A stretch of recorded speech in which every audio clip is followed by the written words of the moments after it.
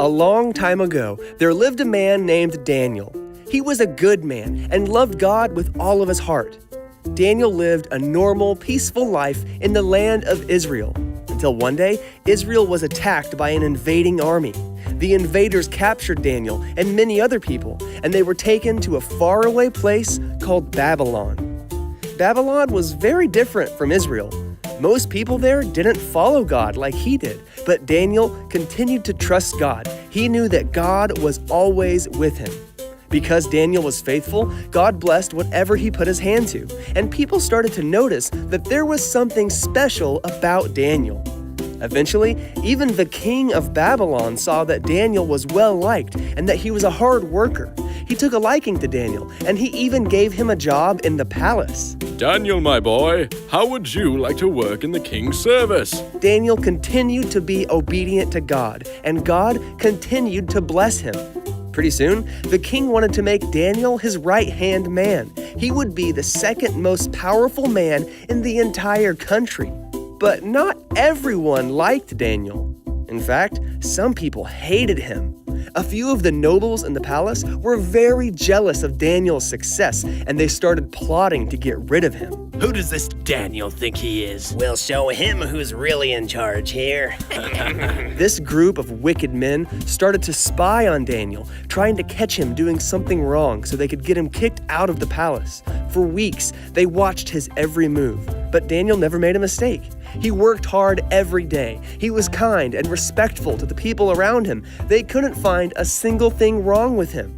And this made them hate Daniel even more. That blasted Daniel is perfect. We'll never get him. Maybe there's another way. Just then, an evil scheme popped in their heads. While they were spying on Daniel, they noticed that 3 times a day, he would stop whatever he was doing to spend a few minutes praying and worshiping God.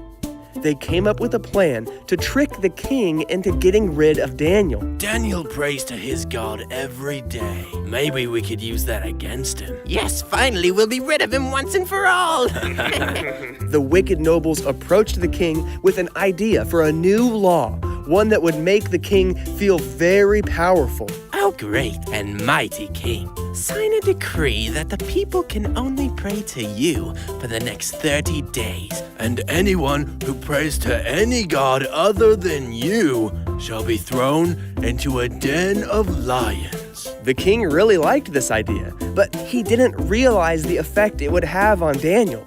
He signed the decree, and it became the law of the land. Hear ye, people of Babylon! The king has set forth a new order. The wicked nobles waited to see if Daniel would follow the king's new law. And just as they expected, Daniel chose to obey God instead. He continued to spend time with God every day, praying and worshiping him. The nobles immediately ran to the king and told him what they had seen. Oh, great king, we bring terrible news. Daniel has betrayed you and broken your law. By your own decree, he must be punished. All of a sudden, the king realized that he had been tricked by the nobles, but there was nothing he could do. With great sadness, he ordered that Daniel be taken away and punished according to the law. The king's guards captured Daniel and dragged him out of the city to a pit filled with ferocious lions. The nobles watched with a wicked smile as the guards grabbed Daniel and threw him down into the pit. The opening to the cave was shut, and Daniel disappeared into the darkness. Daniel was surrounded by hungry lions in a pitch-black cave, but he still knew that God was with him. And you'll never guess what happened. Nothing. The lions didn't attack. God sent an angel to shut the mouths of the lions, and they didn't touch Daniel, not even a scratch. The next morning, the king ran to the lion's den, and he couldn't believe his eyes. Daniel came out of the pit completely unharmed, and the king was overjoyed. Daniel, you're alive! Your God has saved you! But his joy quickly changed to anger as he turned to the men who had plotted against Daniel. You wicked tricksters will pay for what you've done. The king ordered the guards to grab those men and throw them into the lion's den. Every one of them was devoured before they even hit the ground. Daniel knew that no matter what, God was always with him. He trusted God, and because of that, God saved Daniel from the lion's den. The end.